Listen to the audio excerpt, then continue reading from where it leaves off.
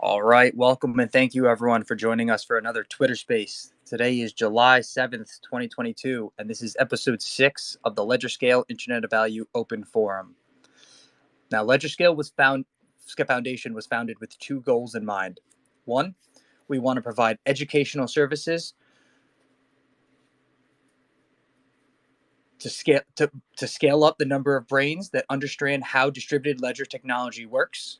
And two, we intend to one day run hardware to provide infrastructural support to the distributed ledger technology networks that we believe are ESG friendly and running a form of decentralized consensus. We host these spaces Monday, Tuesday, Thursday, and Friday starting at 3:30 Eastern Standard Time. And on Wednesday, we hold a specific on-topic space from 5 to 6 Eastern Standard Time. If you could give us a follow on Twitter and subscribe on YouTube, because we stream these spaces live from Twitter to YouTube daily. And thank you everyone who watches them now and watches our content in the future. Yeah, so basically we're just here trying to engage the community. So please, anybody has a question, raise your hand. If you're curious about something, I'm sure somebody else is curious about the same thing. And it is an open forum. Just, be cordial and professional if you choose to speak up. And welcome to the space and ask like any kind of question. It doesn't matter if you think it's too simple, just ask. There's always someone else thinking the same thing.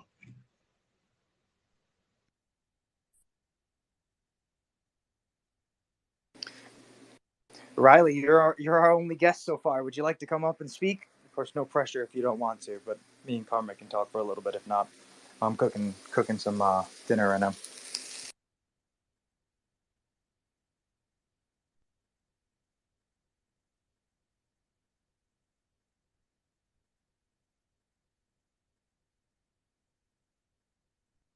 How's your day going, Carmen? All right.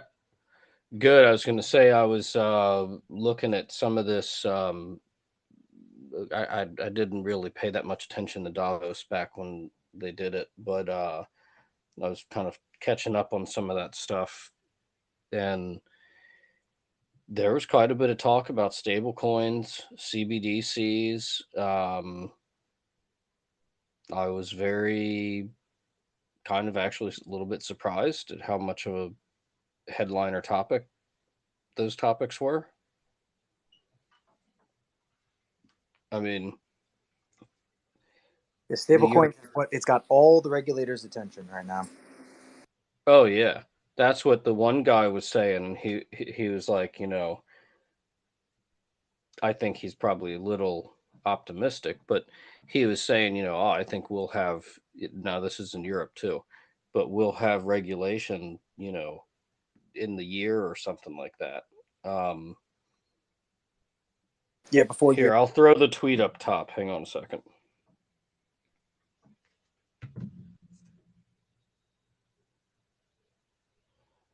Because there's a whole video. Yeah, the BIS had another panel the other day. It was a 2-hour panel where they were talking about climate change, and this is one of the subjects that gets brought up is being able to have a digital money, but that at the same time it not in any environmental way affect outside things, and so to make it eco-friendly only makes sense to use a stable coin as an e-money. Yeah, the energy consumption issue came up. Oh, geez. It was probably a business call. Sorry. Hang on, let me try and find this thing.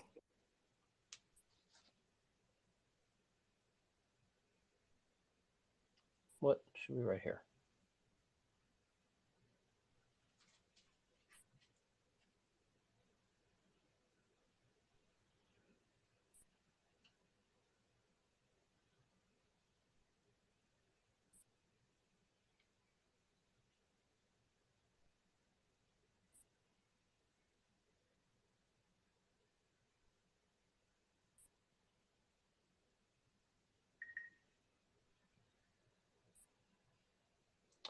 Oh, let's see. I'm not doing something right.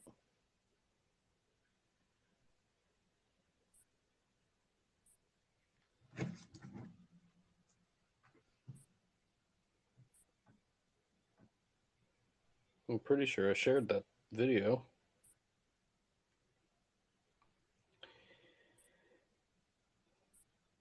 Check my phone. Anyway, um, I'll find it. Just give me a second. Sorry.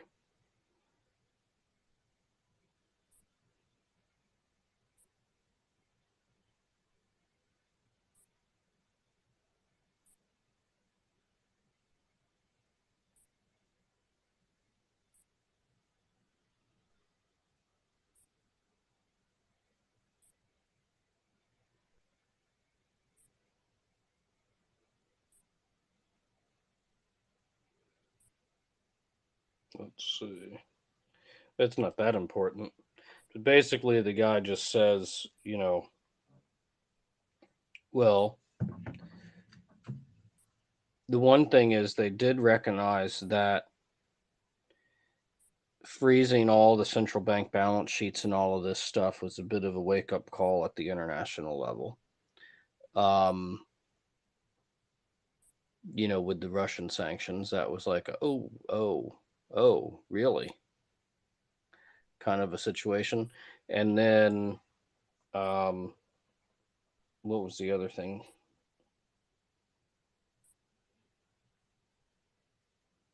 Well, I mean, that has knock on effects, right? Because then if people, which is happening, I mean, we've been talking about this in these chats for months, but um, that then drives people to want to set up networks, monetary infrastructure type stuff that does not have that vulnerability, right?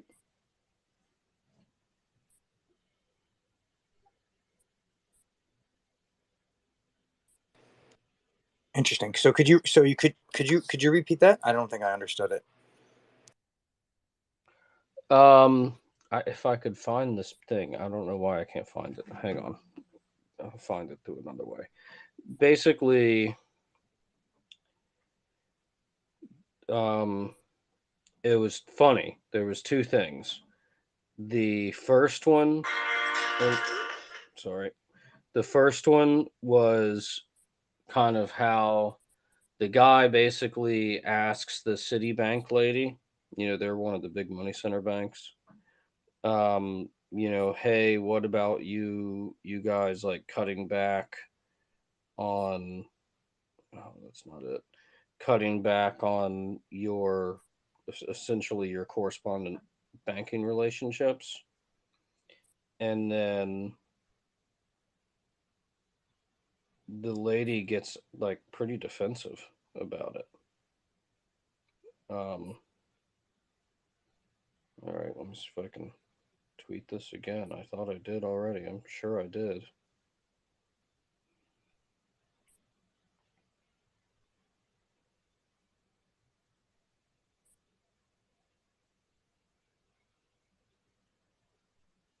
And then the David guy, he runs one of the big hedge funds.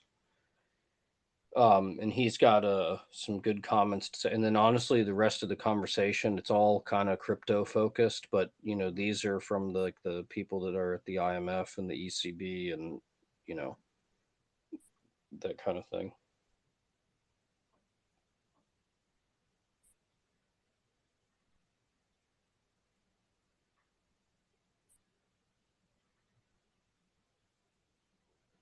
And if the audience wants to come up and speak with us, please feel free to.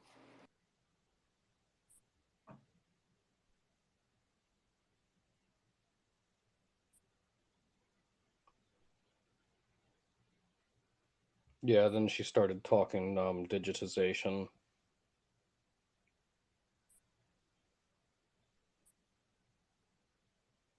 It was, I mean, I get what she's saying. That's fine. She's right. So hey guys, thanks for hosting that space yesterday. That was really good. I was able to go back and listen to most of it this morning. I missed a bunch of it yesterday. What did you take away from it? Did you?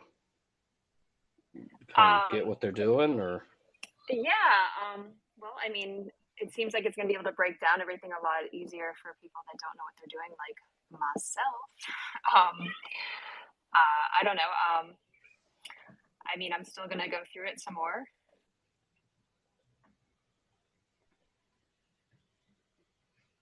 Yeah, I don't think they're really fully live yet. I think they're still in the launching process. I think yesterday was a bit of a one of their first. I mean, they have a community there on Telegram as their main kind of community like tool, but yeah, I think they're getting. I know they've gotten a lot of stuff built already, and I'd give them a little bit of time. But they're close. They've been working on this for years. This isn't like something that popped up 6 months ago.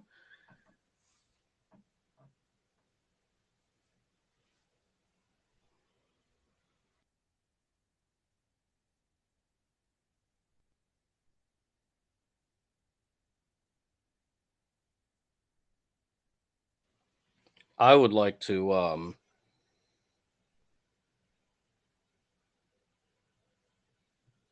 no, I don't want to say that because okay, nothing in these chats is investment advice, but there's some trades I'd like to make around some of the cryptocurrencies because the on the short side, um, it's just a matter of how do you carry the trade, like cheap enough that you don't kill yourself, right? Like I think there's some saying that the market can stay wrong longer than you can stay solvent. I forget who said that. Some somebody, some big trader or something. And that's one of the big risks if you're doing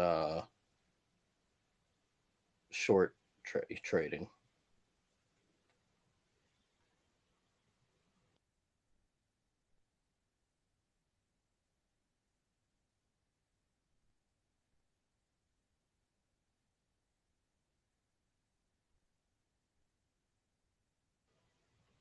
Let's see if you familiar faces. Anyone want to jump up?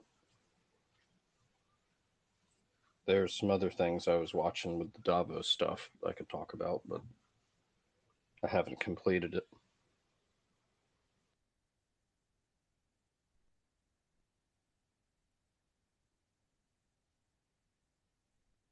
I'll tell you this: I am surprised at how big of a how big of a how big of a topic it seemed to be. I mean, I'm looking at a bunch of these different panels, and I mean, this was like I think of Davos is just effectively like a conference, right? Um, but yeah, it was a big topic on multiple panels, which is why I'm saying it was a big topic. If it was like a topic on one panel, cool. The people who care about that will go, you know, and nobody else cares. But this was in multiple, like crypto, stable coins, the whole thing.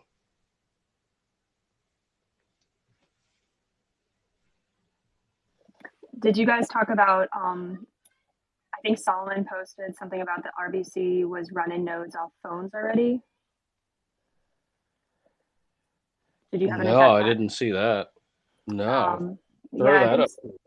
Yeah, I think it's on Solomon's page. Hold on, I'll see if I can find it.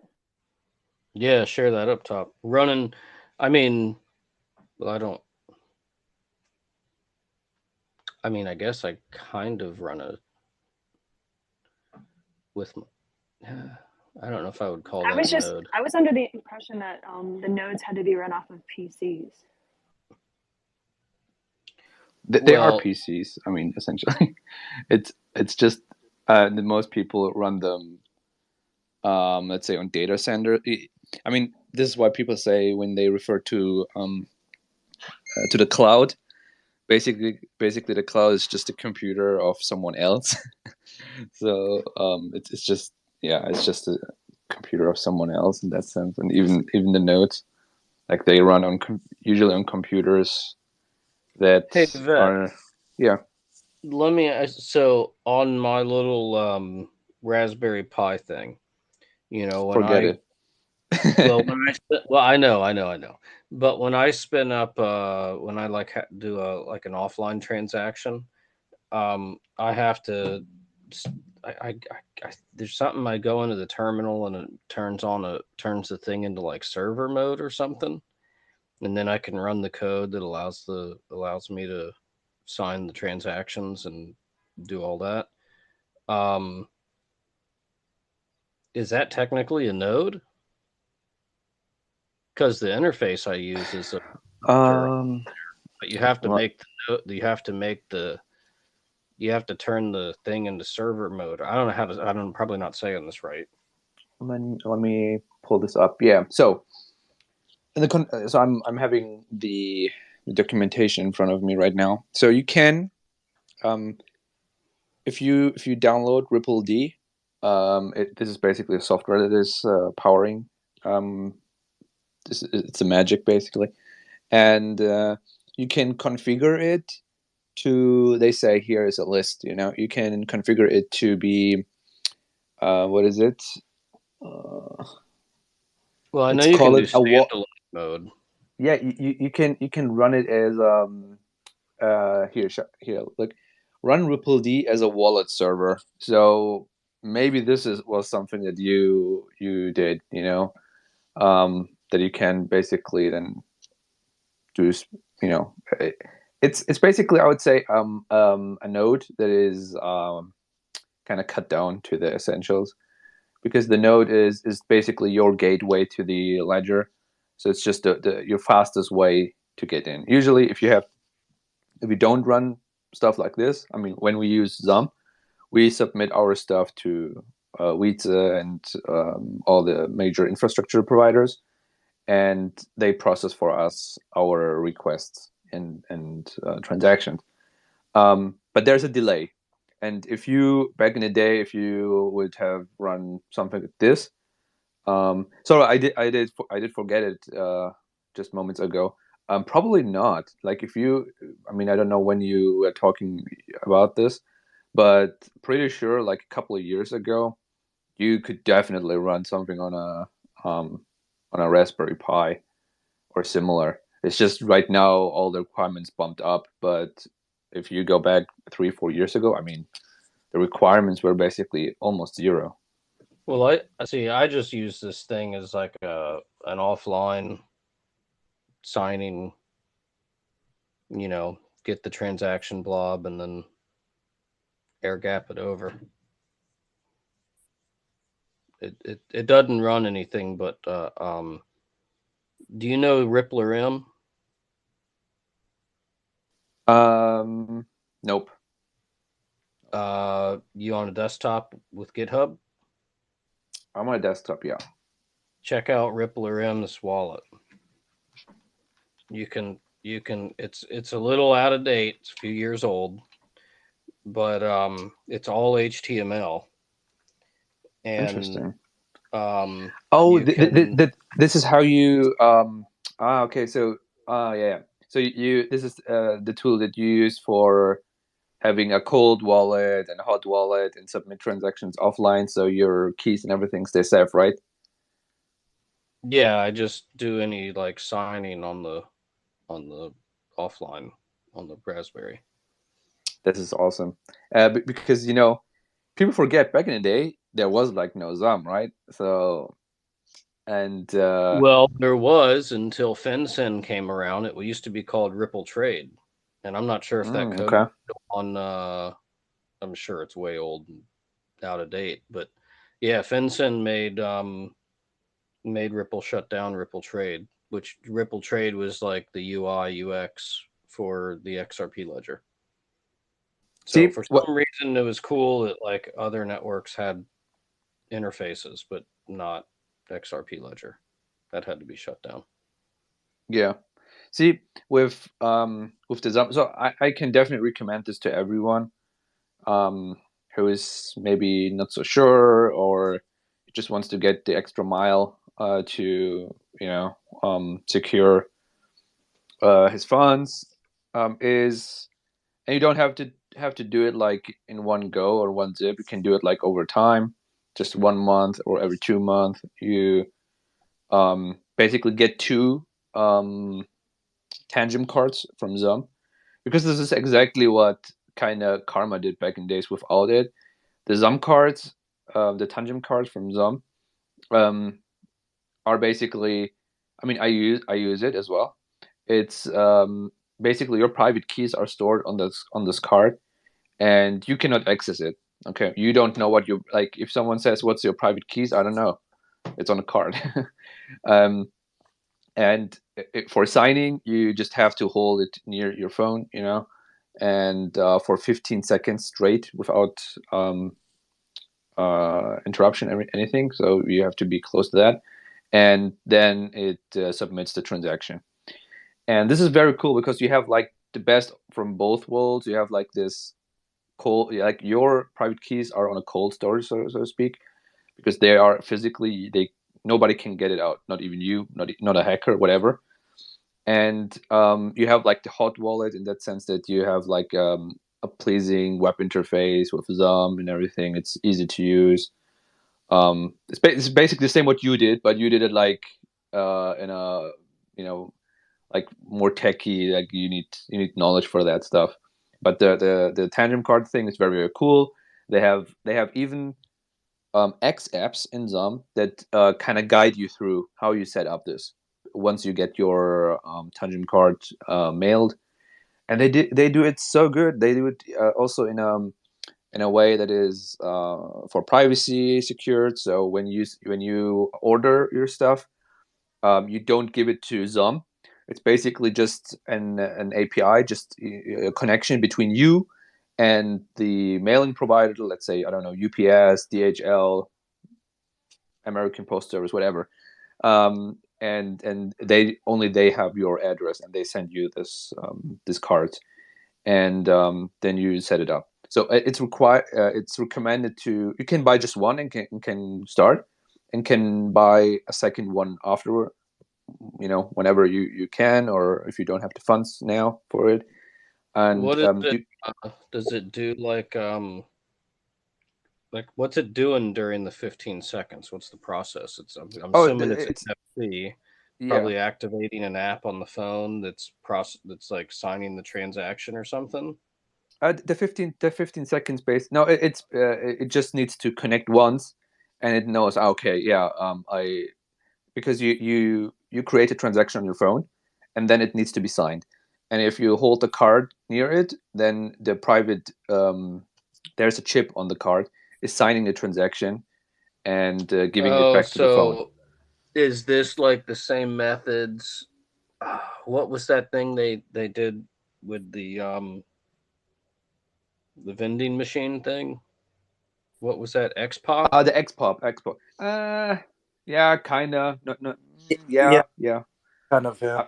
Kind of. The thing is, yeah, kind of. The thing is, with these 15 seconds, they are, because the signing is just in 1 second, but they keep it like at 15 seconds. Maybe they increase it. I don't know when, or if needed. It's just for say someone steals your tangent card, right? And you have your phone there, that someone cannot just basically hold the card near your wallet or whatever, your back pocket, and just whatever, get stuff like out from this, or it's just for the 15 seconds. They say basically, hey, if you just hold this for 15 seconds to someone's back pocket, then yeah, I can see that. That makes sense. I mean, if someone's holding something up to my back pocket for 15 seconds, yeah, exactly, conversation. Like, what do you? Yeah, that makes sense. Yeah, well, other than when it would be just 1 second, and maybe just someone is kind of just strives you a bit, and you wouldn't think much about it. But the thing is, even if it's, go ahead, sorry. yeah. So even if your tangent card is stolen, the first one, you can set up the second one as your backup one, and they have an X app on Zam that is automatically doing it for you, setting it up as I think it's called the regular key. So you have basically your master key and then the regular key, and you can if your first tangent card got stolen, or you just kind of you just lost it, you can use the second one to disable the first one, and then you use just the second one. Yeah. But I think, oh, I might be wrong here. I think that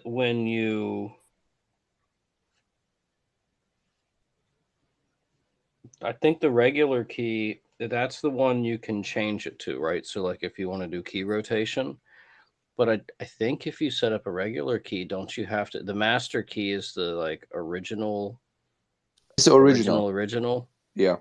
I mean, it says if you have these two tangent cards, obviously you should keep the backup very, very safe, because if someone gets the backup, he can disable your first key, and your master key, and basically get away with the fun. So you're totally right. So the backup key is actually more important than the master key, because the backup key can disable the master key. So you gotta keep it very, very safe.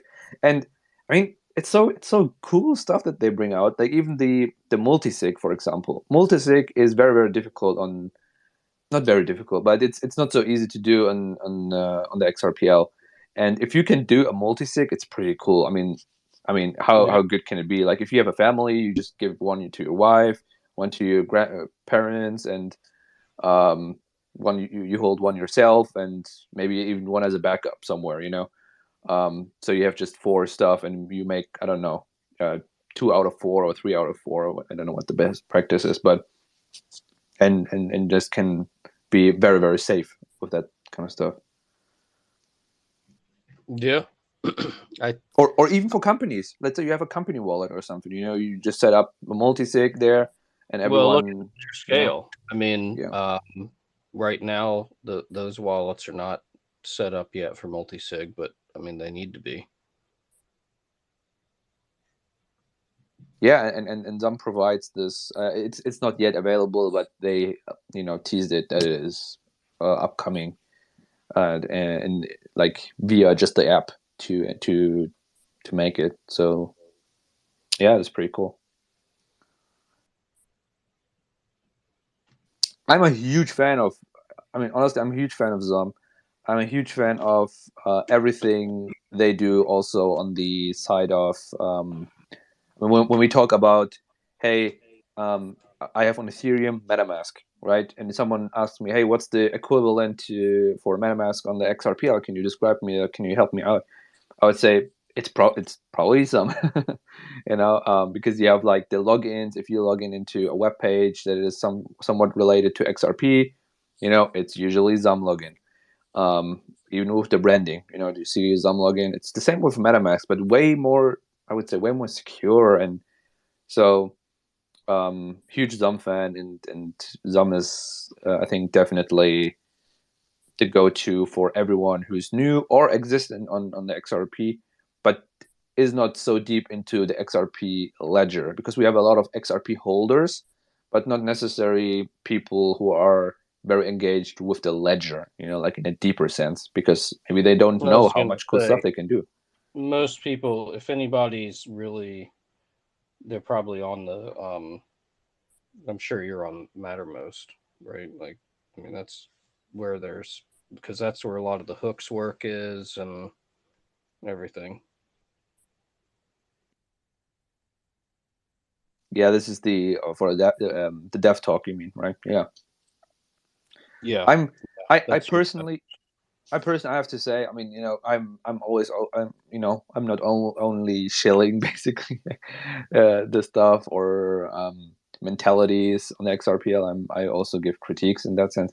I'm not a huge fan of that, because it's kind of invite only, and in my opinion, this should be at least be on GitHub, because on GitHub, I mean, I'm not saying, hey, bring it to Twitter or whatever. Okay, it's so good.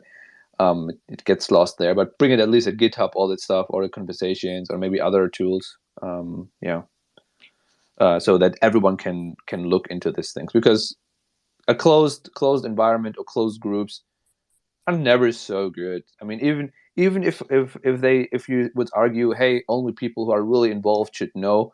In my opinion, even if you're not a developer whatsoever and you're not interested to do any dev work, many of the things you don't need to be a dev to understand. Like to know, oh, okay, there's a bug. I'm definitely not a developer. I mean, yeah. I wouldn't trust myself to write the code. That would be, oh my goodness, that would be that's just a bad idea. I mean, it doesn't mean I can't contribute and know what's going on, but no, I know too much about what the code that I know I don't know what I'm doing. That would just be bad.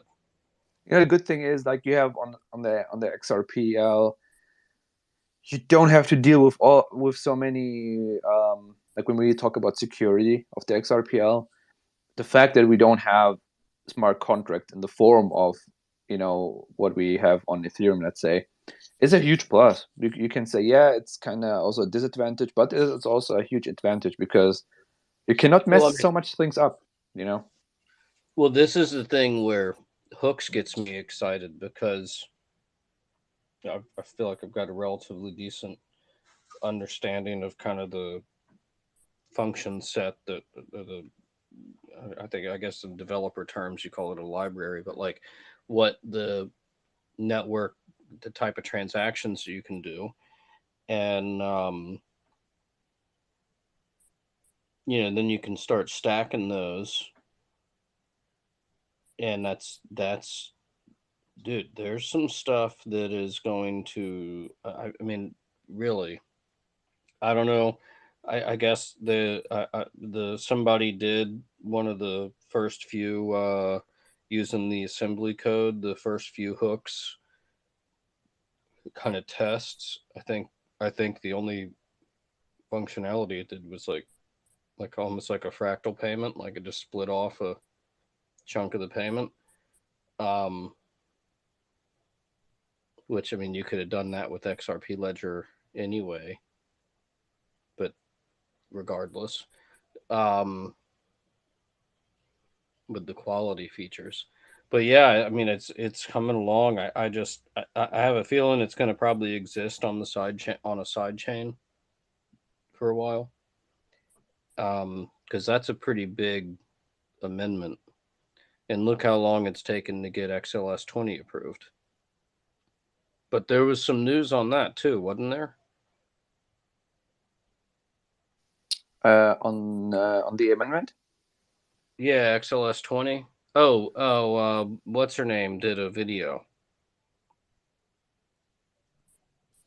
Monica Long. Monica, the Ripple drops. Yeah. So for XS20, it seems like they're gonna go the route with they deprecate everything, like the XS20 standard. They're gonna deprecate the fix that it's out, and they also, because they found a new bug, but they choose not to propose the fix. Instead, they go the route to deprecate everything, as I said, and bring one complete new amendment, 1.1, that will have like everything included. Like it's just one amendment gonna be, and this is where what people are gonna vote for.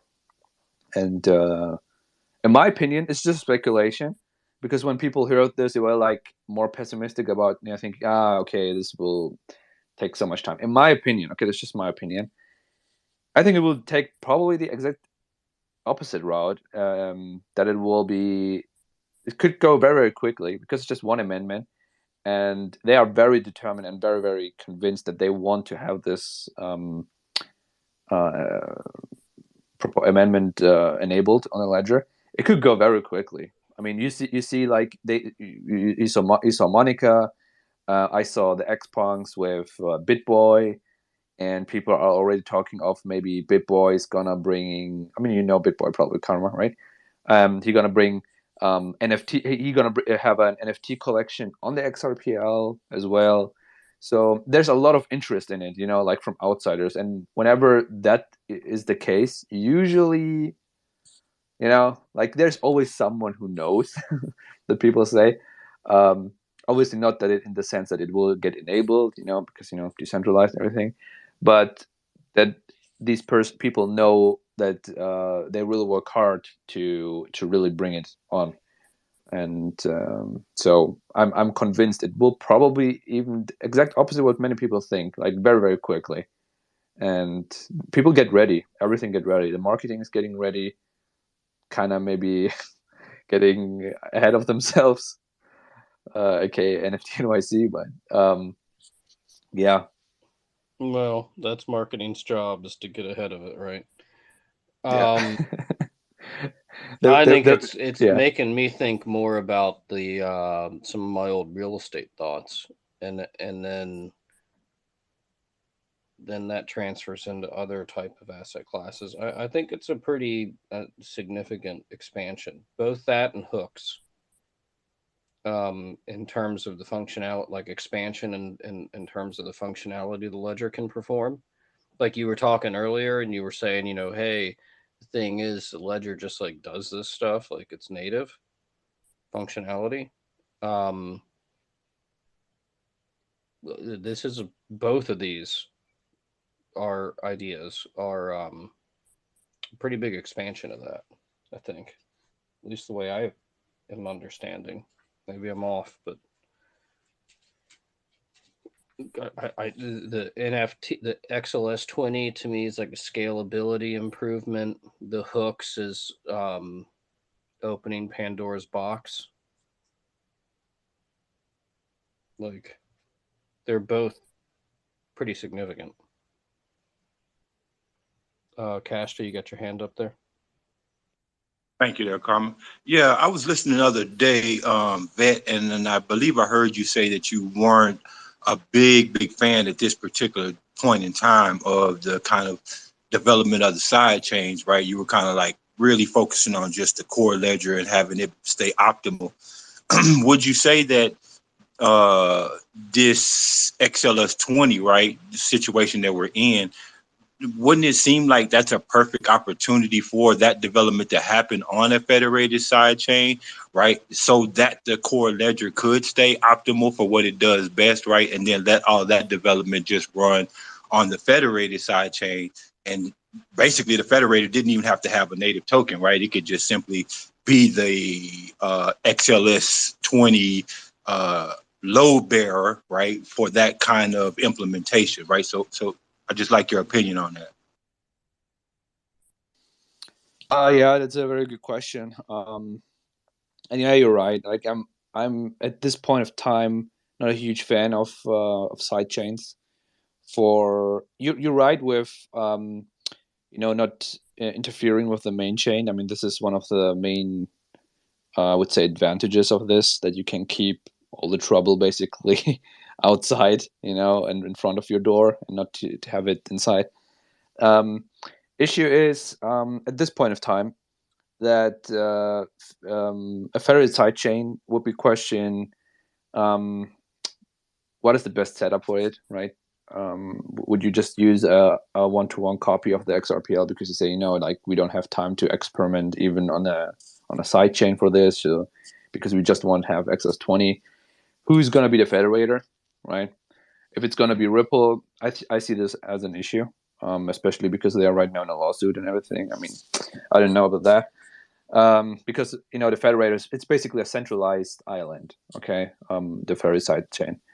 I'm a huge fan of, I know that, I don't know, but I know from, or I've read from many big projects that are supported by Ripple that a federated sidechain is the plan B, okay?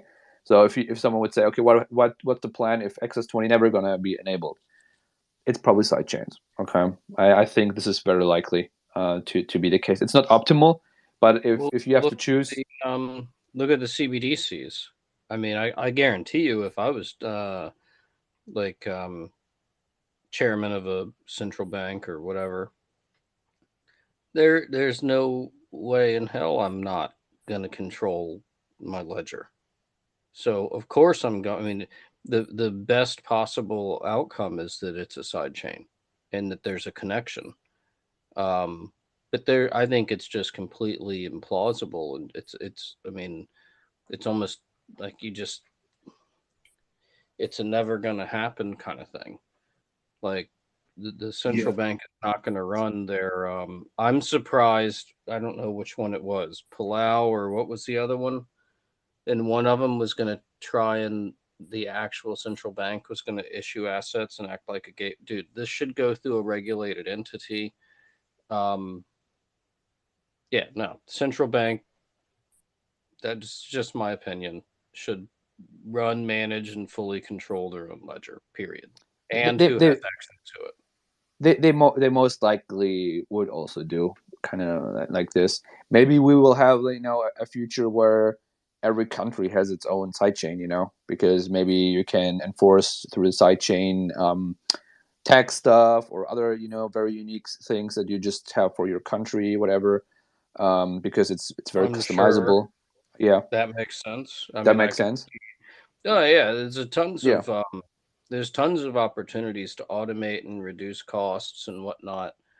Um, I just think the idea that a central bank, imagine being chairman of the Fed and saying, "Oh yeah, we're gonna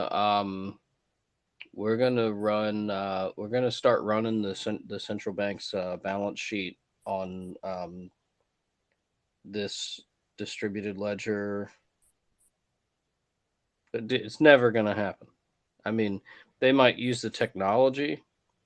I think actually Japan might just sort of quietly use it because if you look back, I think it was like 2-ish years ago, um, they changed the infrastructure and Japan was early adopters with the XRP ledger, and then they changed their interbank payment system a few years back, and I remember reading it thinking, I can't prove anything, but this really this really kind of sounds like the functionality set of like an instance of an XRP ledger, and this was after they started selling, what did they call it, X current, and best I can tell, and I also can't confirm this, is that X current was essentially just like a standalone instance of the Ripple D, the XRP ledger. But then you can have the different banks connect, and they've all got the same tech stack, so you have some interoperability, but only in the Japanese domestic economy, not cross border. So I'm pretty sure some of the stuff's been done, and just kind of anyway. This is somewhat just observation, speculation, if you will. Yes, so I definitely agree with Kashta with the fact that it's a good opportunity to definitely you kind of do this with XLS20 there. You just have to you basically have to see what kind of features you definitely want to have on the main ledger, you know. But it's also just a second. Here's the reason why I asked, and maybe the community can put some of their input in and figure out where this can eventually lead to. But Weesty is running basically what he's calling a dev net right now. That is a exact clone of the XRP ledger, from my understanding, right? So it's just operating as a dev net, but it is XLS20 in operable, right? So that's why he was encouraging a lot of the NFT developers to go ahead over there and use that basically cloned network, right, to do all the texting functionality. So what I'm kind of curious is, could we ask, Ripple to go ahead and release the federator side of this? Because really all we're waiting on, if they release the federator, then that chain that he's essentially running could be a federated side chain. It doesn't have to necessarily be a dev net. It could actually be that first iteration of a federated side chain. So I'm just wondering if, David would go ahead and release this federator, and if that would be, what you think about that particular idea. Definitely possible, and something not, I would say not out of the plausibility of to do it, or seems very unlikely. Because matter of fact is also what we said, basically encouraging everyone to go and test, and stuff there is, due to the fact that sadly we keep finding issues. Like usually you want to test stuff out and you're pretty much convinced, okay, yeah, it's all good. Like people like Nick Bugalis and David and everything, like they know these things won't absolutely crash the network. They see this from the code. But what's not so trivial is to see, hey, is this causing maybe just issues, or bugs that are not critical but still very bad. Like you don't, for example, they found issues that particular for pathfinding, for example, right? I mean, you could say, yeah, pathfinding is not essential for the health of the ledger, like to operate. Yeah, it's true, but it's a very, very big feature that it's utilizing. I would somewhat argue against that. Yeah. From a financial engineering point of view, I understand the argument, but oh man, it makes, okay, the saying, like the whole is greater than the sum of the parts. Did I say that right? Yeah. That pathfinding is what makes that occur with XRP Ledger. My opinion. I mean, yes, you can abstract it away. That's fine. Interledger Protocol does that, and I think Interledger Protocol is great. That's makes a lot of sense too. Different market, different segment of the market, but I also understand why, Interledger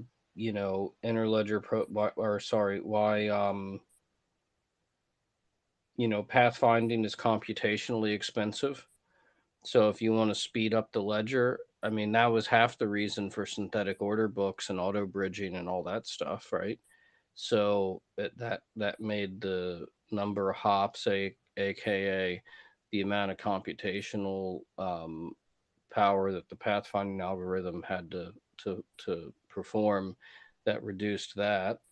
That brought the ledger close time period down from, I think, 8-ish to like 3-4-ish seconds.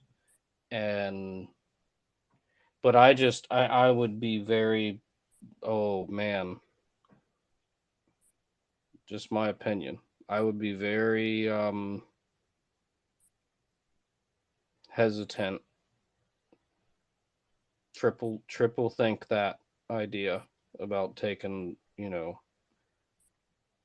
I mean, they're not gonna functionality out. Like, yeah, I just they're not gonna do it. This for sure. I mean, AMM is using it, and it's a very core feature, and no, they're not going to do it, especially because they are, I mean, they are absolutely professional devs, right? And this is not the way you do it. Like you say, basically, oh, I bring a new feature. Well, it bricks and a feature that's already existing. Well, then just let's delete the existing feature just to bring the new. I mean, nobody does this, right? No matter what or how big or how important that feature is, you don't bend the ledger basically so much just to bring that in. Though I have to argue, they really try. So they really try. This is why I'm so convinced about XLS20, because the amount of time and effort and basically evaluating every option, just to bring it to the ledger, just shows for me the commitment and the conviction they have to bring XLS20 there. But I agree also with what Kashta was saying. Basically, they try. Okay, they try the best, and if they, let's say, they keep finding issues. Okay, let's say right now it's not. It doesn't seem like it. Okay, but let's say it's gonna happen or it's happening, then the probability of, basically what Kashta was describing, launching on a sidechain just increases, right? I mean, what kind of options do you have? To basically just say, okay, XS20, we keep finding issues, we just gonna postpone it indefinitely, and we just see, whatever, no estimate time, whatever, no talks about it. We just keep our heads down right now. Or you do sidechains. I mean, after all the marketing and everything, I would say probably they would just go ahead with the sidechain. Therefore, this is why I'm saying this is their plan B. But they're not gonna switch to plan B without trying everything, basically. So, and this is what they're doing right now. They try everything, but yeah. So Yeah, I hope they're gonna succeed. yeah, I definitely agree with you because like listening to them talk, it comes down to some opportunity cost because they have to be client focused primarily, right? Like at the end of the day, Ripple is a corporation that has all these clients that are paid clients and they have to be client focused. And so, you know, having the federated side chain from a client standpoint, right, is kind of risky because now you're telling your clients, okay, here's these other set of validators and here's this other chain. And you can do a lot of that functionality over here on that side, but that additional risk of, trusting that other set of validators, right? An additional UNL, so to speak, right? To where if it stays on the core side of the ledger, right, where that trust has already been established, then bam, right? They can offer it to the clients in that same trusted environment that they've already got them to trust into, right? So I think that's the kind of dilemma that's going on. I'm just a big fan of the federated sidechain concept from my perspective because it kind of opens up this whole internet of value, as we like to call it, right? So it doesn't restrict developers coming in who might have a plethora of different ideas, and they can say, okay, I can run it on this particular federated sidechain, and I can have no limitations but my imagination and abilities, right? And then they just plug into the core XRP ledger simply because when it comes down to payments, right, I think we can all agree that if the core side stays as simplistic and efficient as it is, right, then it can become that hub for the payment side of any DApp or side chain that gets built around the core. And so for me, I really think it's a brilliant opportunity to build out the internet of value in a way that keeps XRP as the core liquidity provider for all of the innovation that could be built around it. So that's just kind of my perspective. And this goes in line with how I like to think the XRP ledger is really just a clearinghouse, and in that sense, you're really just using it for transaction validation, right? Or like a clearinghouse, right, to settle the value. So it fits in line with my thinking pretty well. I mean, you absolutely nailed it, man, and like it's spot on. I 100% agree. It's exactly how you described it, and I agree totally also with Death Ranger. Like right now, we try to keep as, like, not only from a perspective of, well, what kind of objects or features do we want to have on a main ledger, but also from a perspective of liquidity, right? If you have low liquidity, you most likely want to try to hold everything together. So we try to be as long as possible on the main ledger with the liquidity right now. But once we have like all this money, basically, or the project or businesses who are really interested in building on the ledger, then it's exactly how Death Ranger was also describing. Death Ranger and you basically describing it, that we more and more we kind of spread out, like a tree, and we branch in different side chains and directions. This is why I think it would be. I mean, because the pathfinding, it's basically your routing mechanism. So that's what makes the liquidity flow through the piping system. So to imagine you had I can't imagine you had a plumbing system and you just like got rid of the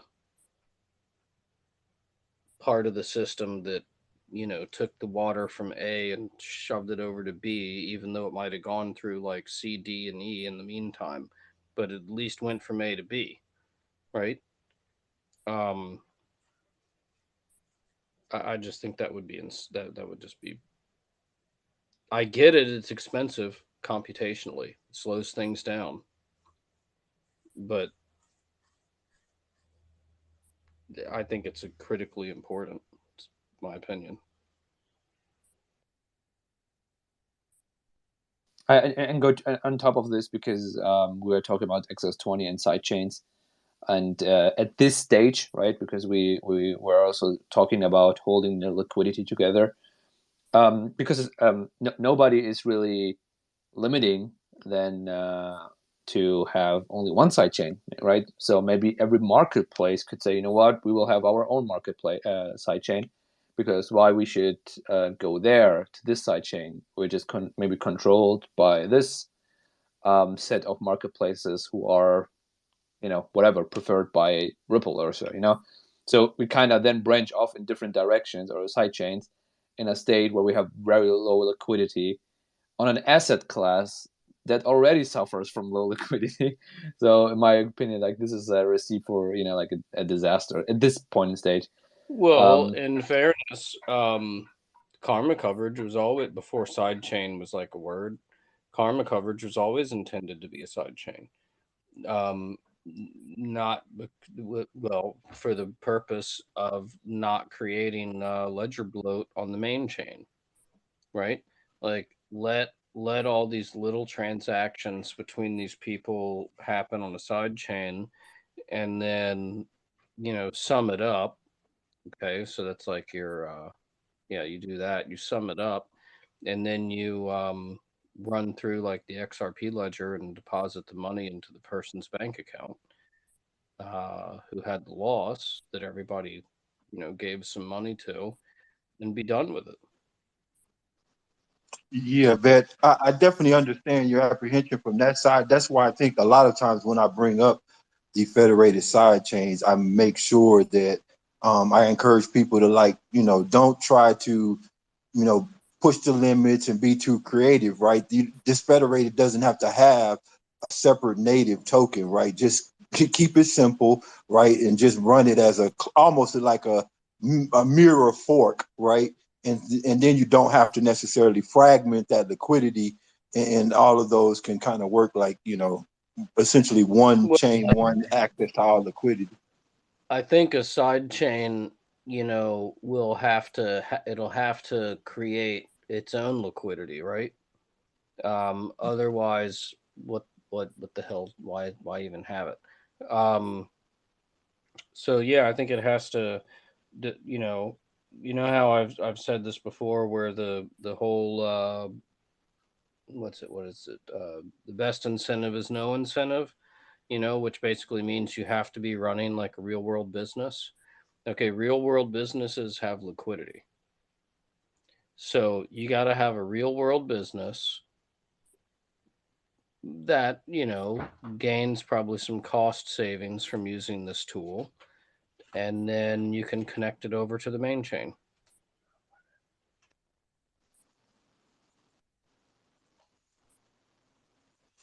Yeah, from that perspective, I agree with you, Carver. Like, let's just use NFTs as an example, right? So if you're doing a version of the XRP ledger as a federated sidechain that's NFT enabled, right? Then you're going to be bringing in users, obviously, right, to that chain who are interacting with your NFTs, right? Whether they're art, whether they're carbon credit, whatever those iterations of NFTs are, right? You're obviously selling that, right? And so the users are kind of bringing in the liquidity in that sense. I think when I was speaking initially, I'm just kind of thinking, forecasting that the optimal situation, even in that scenario where you're bringing in the user liquidity and self-sustaining the side chain from that perspective, that you're not also siloing yourself off from the broader ecosystem of of liquidity, that becomes, like I said, the internet of value if it's all Yeah. connected via the federator. Yeah. Yeah, I mean the federator, you're gonna want, I hate to say this, but it's true. You know, you can make an analogy to like social media influencers, puke. Um, but you know, what they're actually doing is making a bunch of connections, and they're turning themselves into a hub node, and there's value in being a hub node, right? So if you're going to be a side chain, you're going to want is, you know, look at like Flare. Flare is a perfect example. They're trying to connect in every way possible, in multiple different ways, to every freaking ledger. I'm telling you, this is brilliant. And they're doing, I don't know, I think they're doing a good job. I mean, I don't have any inside information or anything, but like from public information, what they're doing looks like they're doing a good strategy anyway. And that's what you want to do. I mean, when you want to play in a networked world, you want to be like, what's the old saying? It's not what you know, it's who you know. No, I think you hit the nail right on the head, right, when you said the player comparison, because I have a couple of ideas, and I have often and still often have this push and pull kind of attitude, right? Like, would it maybe work best on the Flare side of things, right? Even as using XRP as the asset, right?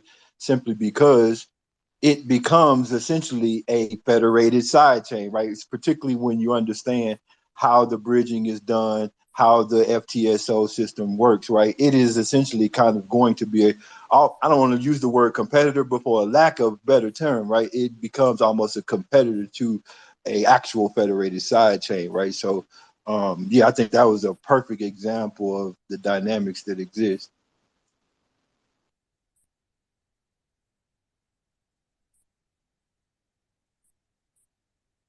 And real quick, I'll just say this.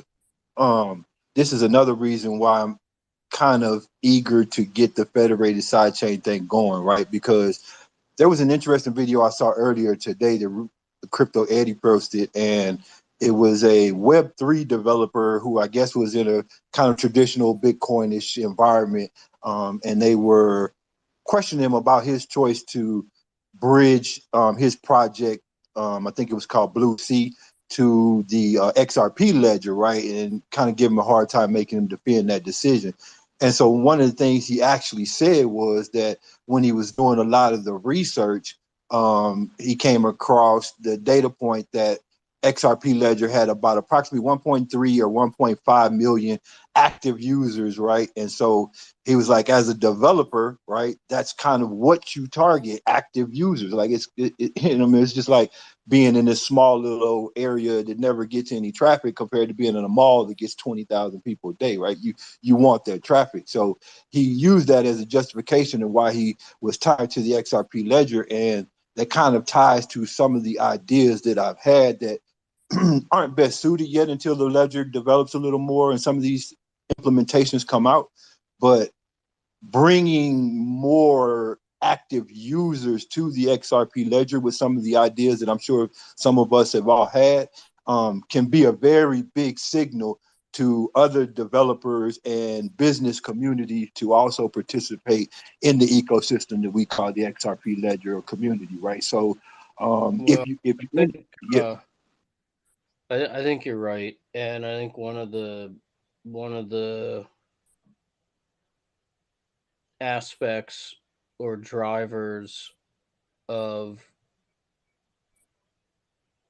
you know, I'm not going to talk price here, but I mean I've said XRP is undervalued for many years.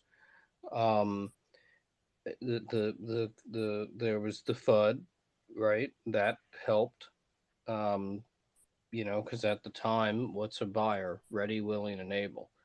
Well, the people that were able and willing to buy crypto, um, They weren't, well, because of mostly the FUD, and unfortunately they were just misinformed. It's kind of sad, but whatever. Um, everybody loves to hate Ripple, and then what was the other aspect you were saying? Now, I was just kind of really speaking in the generalization, so to speak, but I'm generally getting to the point that just bringing more users to the space, right, to the ecosystem, right, is a Oh, big signal and driver for more development.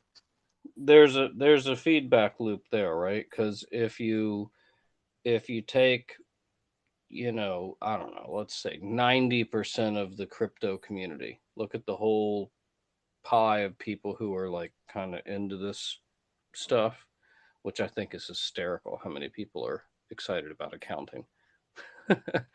But um uh 90% of them don't want anything to do with XRP. So there's a huge opportunity for expansion because most people that come along, I mean, this hasn't even hit mainstream media yet. Um, Not mainstream media, mainstream, like, it's starting to. I Yeah, mean, but just real quick, Club Karma. And a lot of the ideas that I sit around and ponder of when I'm offline and doing my thinking, right? When I'm thinking about growing the ecosystem, I'm not encouraging people to necessarily come in and buy XRP or to participate with XRP, right? I think a no, lot of use the it. ideas, yeah, a lot of the ideas are just the development of applications that can be built on the system, right? Yeah. So these people are coming specifically to interact with that, right? So if it happens to be a music app, if it happens to be a video app, if it happens to be like any of these things, right? They're coming to engage with that experience, right? Not knowing that it's underpinned, right, by XRP and maybe a variety of assets at the back end side of that, right? But that activity is still going on in that ecosystem. And so you encourage other people to say, okay, well, it's growing in users, it's growing in liquidity, and how do I plug into this? Because that's just kind of the nature of how business and opportunity works, right? And so that's how I'm thinking a lot of times, and I'm trying to, I guess, also encourage other people to think as well. Because here's the thing, right? A lot of us were early, and some of us, in some regards, if we take price into consideration, are still very early, right? So when again, to kind of give you an insight to how I think, right? If you stake a very good position in XRP now, right, and you're developing these applications, right, for users to come into later on, right? You don't necessarily, you have kind of what I call a business competitive advantage, right? Because you can actually develop the product, right, to where you don't have to get a very large margin off of that product to encourage people to use it or buy it, et cetera, et cetera, et cetera. So it takes the friction out of, people not using it because it's a high cost, and you can keep that cost low because ultimately if it's going to grow that ecosystem, it's going to grow what you early invested in maybe years ago, right? So a lot of things that I build, I'm not necessarily concerned about getting a profit off of the actual application. I just need them to grow the ecosystem and grow what I've invested in back in 2017, right? So yeah, I just wanted to put that out there right quick. Yeah, I think that's generally the right attitude. I mean, in some sense, it's one of the reasons I'm doing ledger scale, right? Like, let's help. I think I've also thought for a long time. I haven't said this in writing for a while, but I, that uh,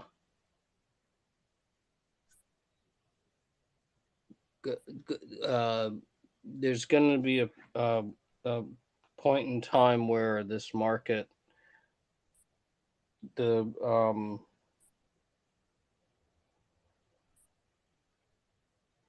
oh, I hate to use this term because it's too strong of a term, but there's going to be like a capitulation, right? And a lot of these folks that are heavy on the Bitcoin are gonna, or in Ethereum, they're going to realize, like, oh man, this hated XRP ledger bastard child, you know, redheaded stepchild, terrible. It's not a crypto, it's a shit coin, yada yada.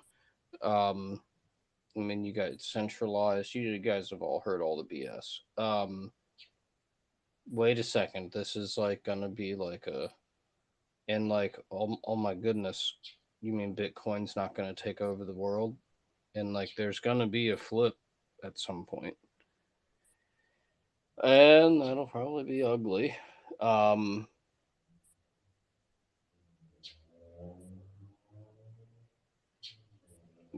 think the establishment, a lot of these bridges, is a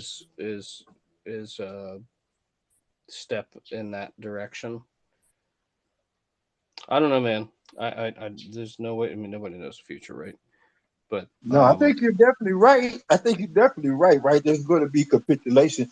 I think if I had to get, if I had to speculate what's going to be the catalyst for it at the end of the day, so to speak, though, is it really just becomes this developer race, right? So, the people who can build the best applications that users actually want to use, right, are going to be the people that ultimately succeed, right? well, And so, and to that point, like, I'm gonna echo Vet's point. When you're building on the XRP ledger, like, you don't have to go audit every freaking smart contract. You're just right, using functionality. So right. that lowers risk.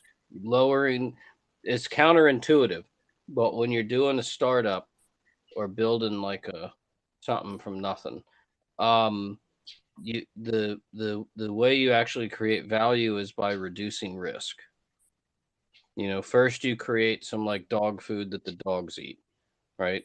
Then you get some like legal contracts. Then you start getting sales, so there's revenue. Then you chip away at these risks, and each time you chip away at them, the business becomes worth more.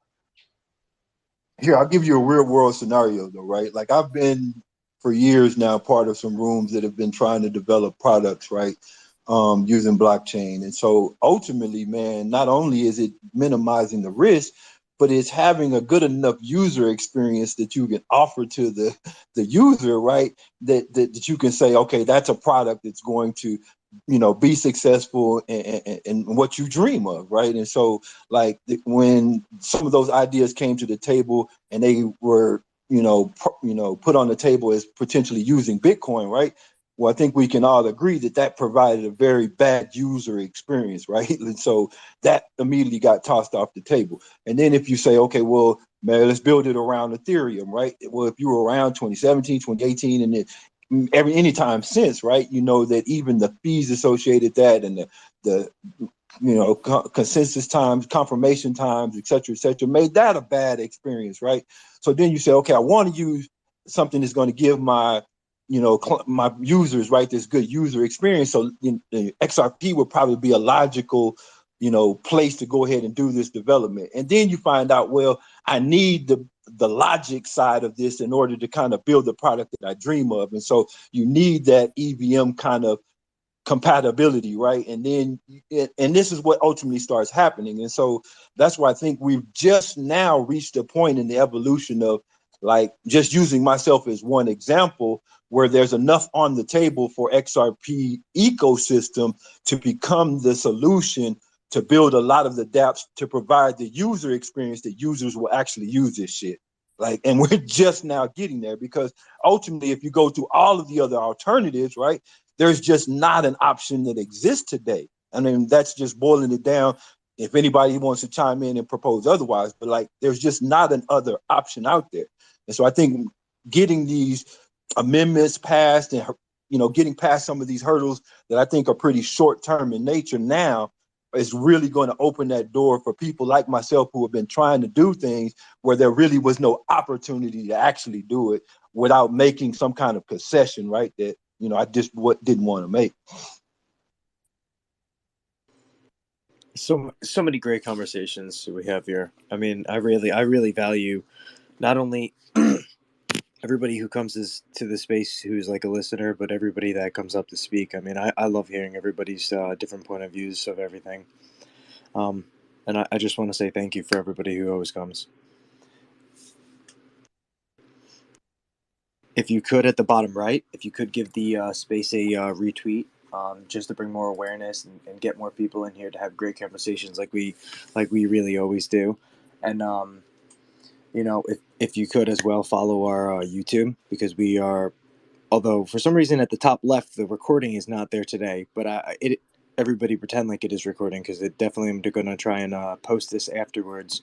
And we stream these live from Twitter to YouTube every day. So if you could just help out, it helps with the subscribers. But thank you guys, and let me not ruin the conversation. No, I mean, I think we were kind of coming to the end of that topic, but I think I agree with Kastja. And then also, yeah, so it's an open forum, obviously. It's not Wednesday, not a focus forum. So, yep, please speak up. If you're on, if you happen to be listening on YouTube, you can jump over to Twitter at ledgerscale and join live. And this is an all volunteer effort.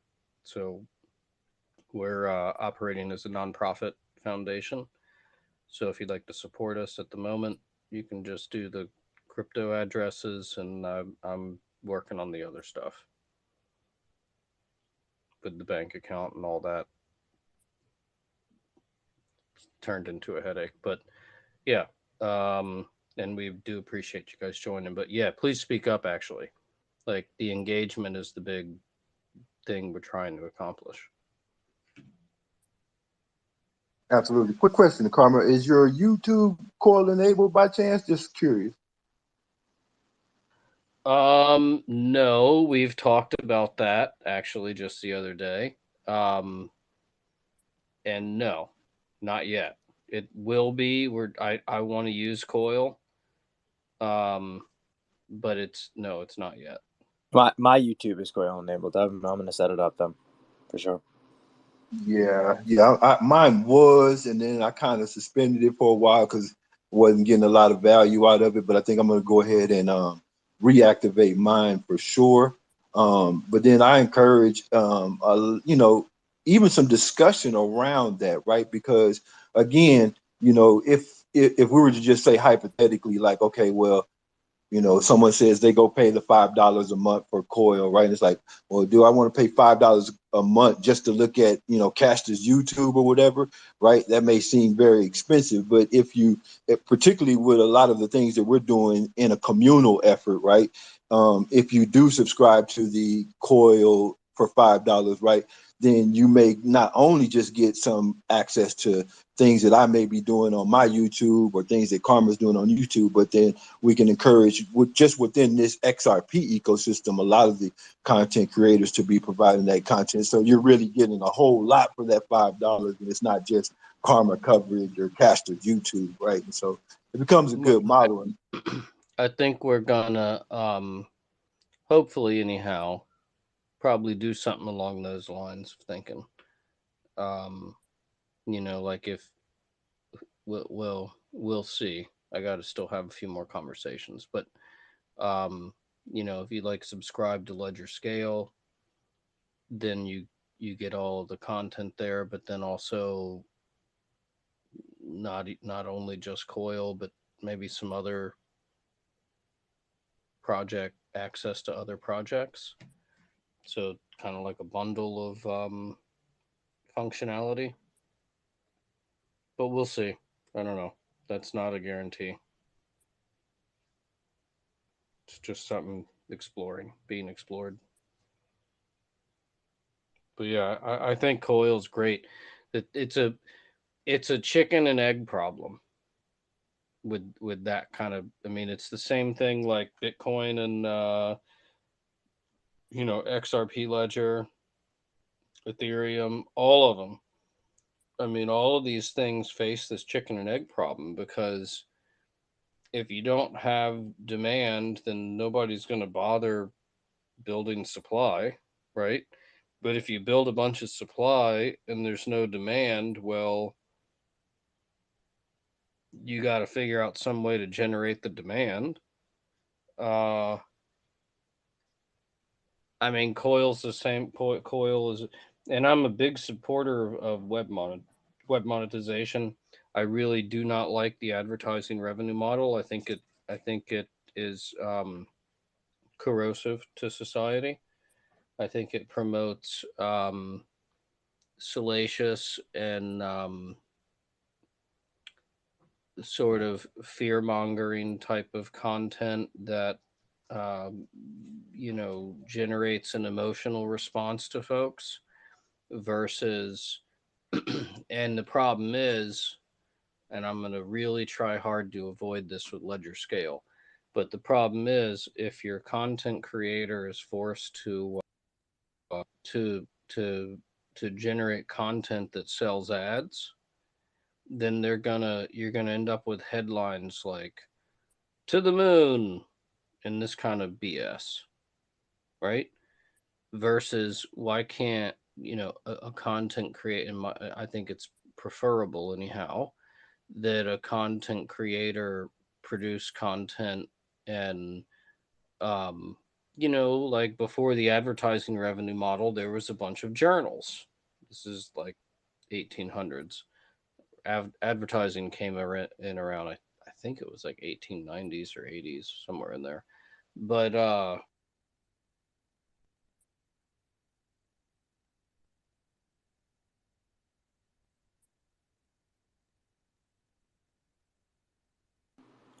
Did Carm lose service? You must have dropped. It's all right. I'm sure he'll be back. Yeah.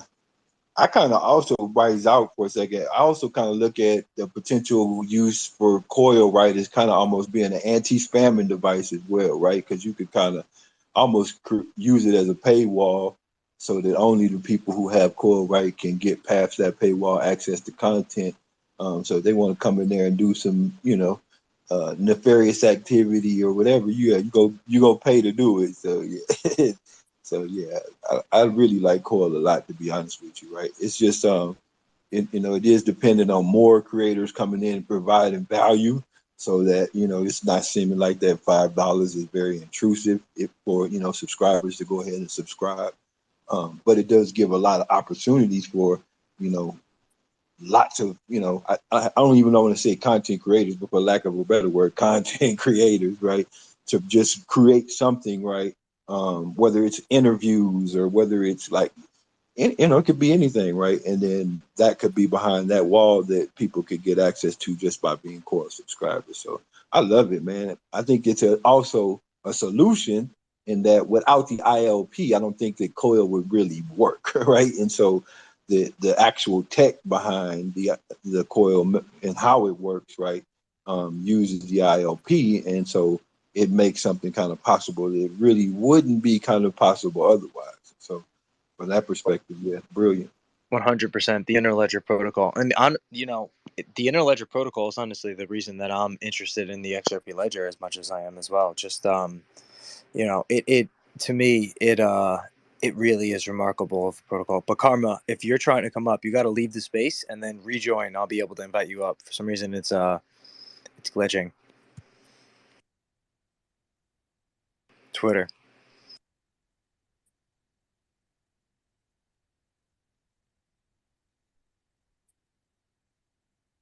Yeah, I came in. I came in when I first came into this particular space today. I heard y'all talking about some of the talk of the central bankers and the CBDC talks, and I think a very interesting thing that I kind of grabbed out of that is that they are conscious of the fact that they don't want to create a future environment where value is siloed in any form, way, or fashion, right? So it's like, look, learn from the mistakes of the past and don't, whatever you create, right, future proof it in a way that it connects to everything, right? And I think that's going to limit a lot of, people's ideas that had any contrarian ideas to the contrary, right? Because it's going to be essential to having any development that lasts.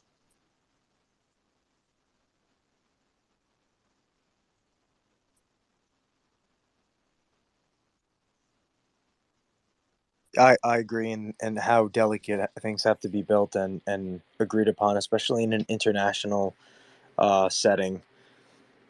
You know, thinking about all the different countries that have to come to agreements for things to be able to operate correctly um, throughout all the different jurisdictions of the world. Yeah, another trend I will also say that I kind of been witnessing from those conversations and those think tanks, so to speak, is that they are definitely trying to push from a nation state standpoint the concept of having an asset backed form of currency, right, in the future going forward, right? So um yeah, they even, like I said, had interesting conversations about, how they even felt about assets that were truly, for lack of a better word, speculative in nature. And so they really want to push for these asset-backed um, tokens, right, and tokenization of assets, right, which puts a lot of things on the table, right? Because if you start to tokenize a lot of these assets, right, whether they're precious metals and other resources, oil, whatever it may be, the things that are highly tradable and crucial to these economies, then that's putting value into these networks that can be accessed in a different way, right? That provides another business and tradable opportunities, right? And so I think we can think of it from that dynamic and how it may evolve. But I think that even among some of the higher echelons of people, I think, because the jury is still not out, there's not a lot of confidence in, how does a neutral bridge asset play into the whole thing, right? And so they understand it, right? But when it's still kind of backed just by the people, I don't want to use the word speculation, right? When it's just backed by the belief of the people, they're very still, questionable about how that can work, right? But I think from my perspective, right, it is the secret sauce to the success that they just don't want to acknowledge yet, right? Because if you go down the road of any CBDC, right, you're just recreating, right, the entire legacy system. You're just putting it on a blockchain, and it's going to require nations to have to trust nations that we see don't trust each other right now, and that trust is eroding as we're moving forward in time, right? So that's not a solution. And anybody has another opinion, I'd love to hear it, but that's not a solution. And even if you try to interject, say, tokenized asset like gold, precious metals, et cetera, right? We know that those still have their same complexities, right? Because you have to have verification that those repositories have those assets, right?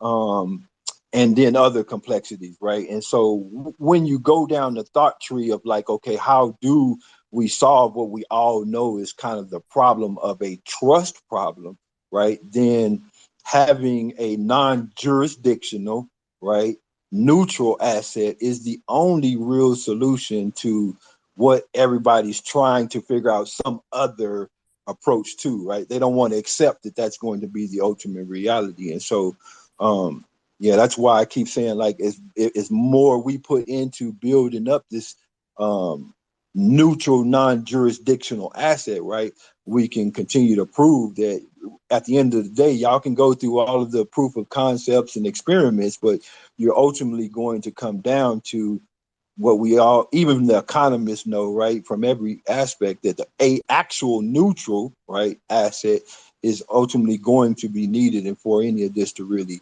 function efficiently as they want it to function.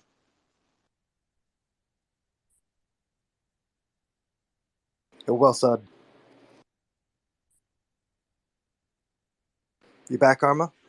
Yeah, sorry, I had a technical difficulty. I just caught the last bit of what Kashta was saying. But yeah, I'm pretty sure okay, so I was having on the forums there with conversation with David, and I was like, well, it just kind of hit me, and it was one of these ideas, just like, and was like, yeah, it's like a jurisdictional arbitrage, right? So all these countries can have the freedom, which it's their sovereign countries, right? So they can make whatever the hell rules they want, but have the freedom to treat and regulate these type of digital assets any way they want to, however best suits them, right? And I think that's a good thing. That makes adoptability more likely, right? Because if you go up to someone and you say you're going to follow my rules, you're going to bump into someone that says the fuck I'm not, right? Versus if you go up to someone and say here's the thing and you can make whatever rules you want, and they're like, oh, okay, cool, right? Like that's a just a this is why I think I'm going to start harping on this point because it keeps coming up in the last few days. But like, dude, I think blockchain is more. This whole trustlessness stuff is BS, man. It's more about building trust, and I think that's just better. I just think it's a better approach, like a better framework or mindset to approach the application of this technology. I mean, honestly, like building trust is Right. inherently creating value. Right. And I think in order to build that trust, right, you have to be promoting freedom, right? And I think that's ultimately like what I try to tell people. It's like, but you have to allow people the freedom to do and be, particularly like when we're talking about these nation states, right? Like you have to come from a perspective of freedom to allow them to do those things, right? Because as soon as you don't, you erode all potential of trust. Right. And it's kind of what killed me about the Bitcoin maximalist attitude, right? It's like you promote Bitcoin as this solution to everything, right? And then you restrict people from having the ability to do something outside of Bitcoin, right? That's not a promoting freedom attitude, right? So you're promoting Bitcoin as this path to freedom, but then you're telling somebody, yeah, but you can't do anything other than Bitcoin. Like that is the No, biggest contradiction in the world. you're promoting conformity versus like internet of value. Like this is the one ledger to rule them all type mentality versus say the internet of value mentality is like, hey, you're really good at that. Okay, cool. I'll use you to do that. I'm really good at this. Cool. You can use me to do this. Right. And then we all sort of network together. And, I'm sorry, I'm not trying to make light of this stuff because it's not a light subject, but it's, also don't overthink these things. Like it's the internet of value. Like there has to be various people that are specialized and good at various supply chain, I don't know, payments, lending, AMMs, derivatives, real estate. Like there's got to be a ton, right? There's going to be a Right. ton. And someone is kind of familiar or very familiar with finance, right? You might kind of can speak to this, Karma, but from a nation standpoint, and even if you get down to like a state standpoint or community standpoint, right? A lot of times what you're looking for money to do, right, is to bounce within that ecosystem before it exited your ecosystem, right? And so that's why allowing these nations to create these wall gardens, so to speak, right, in their CBD environment is kind of ideal for their own self-preservational perspective, right? Because it allows that money to keep bouncing around within their economy multiple times before it ever has to exit. Like under the current This is paradigm, this is you're always, actually yeah, go this ahead. is this is basically the golden rule for karma coverage. The number one thing you can never ever let happen is for the system to owe more money than it has, right? Because it has to always be able to pay out. Which, if I heard you correct, is that what you said? Yeah, in a sense. But I'm just saying, like, look at it from the current paradigm. Like, if you're always forced, because you're always buying some type of resources, goods, etc., right, from outside of your own borders, you're perpetually, no matter what, forced to buy dollars, right? So you have this bleed off of money always exiting your national economy into dollars because you have no other choice but to buy these dollars, right? And so you have this bleeding out of currency, right? Same thing with even some environments, Well, right? Your if local economy. there is if there's FX or slippage risk, okay, that exists. But I'm talking in terms of the service itself. Like, consider the service like a side chain. I don't care what service it is. It could be a derivative service, whatever. Doesn't matter.